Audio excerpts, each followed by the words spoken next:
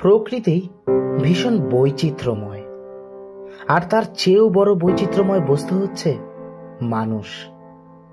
Pyramid থেকে Eiffel tower, mobile থেকে rocket, সবই মানুষেরই সৃষ্টি।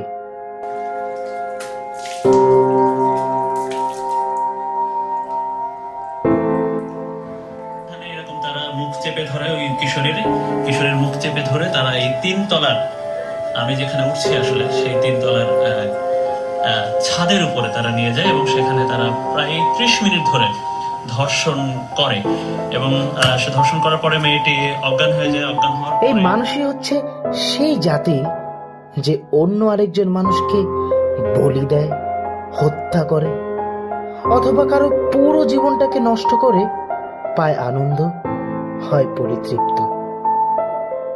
পাহাড়, নদী কিংবা বনাঞ্চল প্রতিনিয়ত এই মানুষের দ্বারাই তো ধ্বংস হচ্ছে। প্রতিদিন পত্রিকা বা টেলিভিশন খুললে ধর্ষণ, খুন, দুর্নীতি, চাঁদাবাজি ইত্যাদি খবরই তো বিভিন্ন রঙে রঞ্জিত হয়ে আমাদের সামনে উপস্থাপিত হচ্ছে।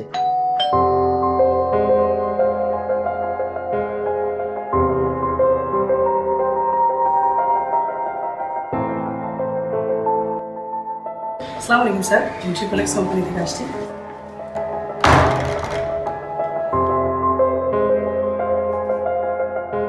পুঁজিবাদের আগ্রাসন তিলে তিলে গিলে ফেলেছে পুরো সমাজটাকে।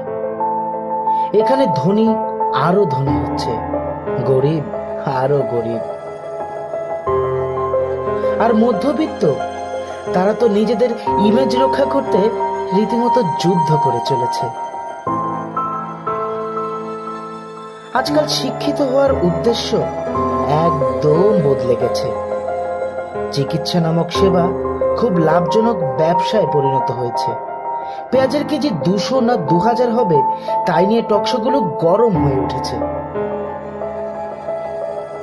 হীরক রাজা ও তার লোকেরাও পকেট ভর্তি হিরে নিয়ে লোপাট হয়ে যাচ্ছে।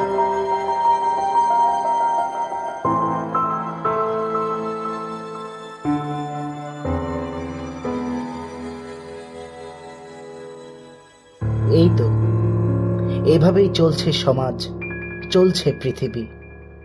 আচ্ছা, মহাকালের শুরু থেকে কি আমরা এমন, নাকি কালের বিবর্তনে আমরা এমন হয়ে গেছি? আমরা কি কখনো পারবো নষ্ট প্রতিযোগিতার সমাজ থেকে নিজেদের মুক্ত করতে, নিজেদের পৃথিবীটাকে পরবর্তী প্রজন্মের জন্য আদর্শ এক বাসস্থান হিসেবে গড়ে তুলতে?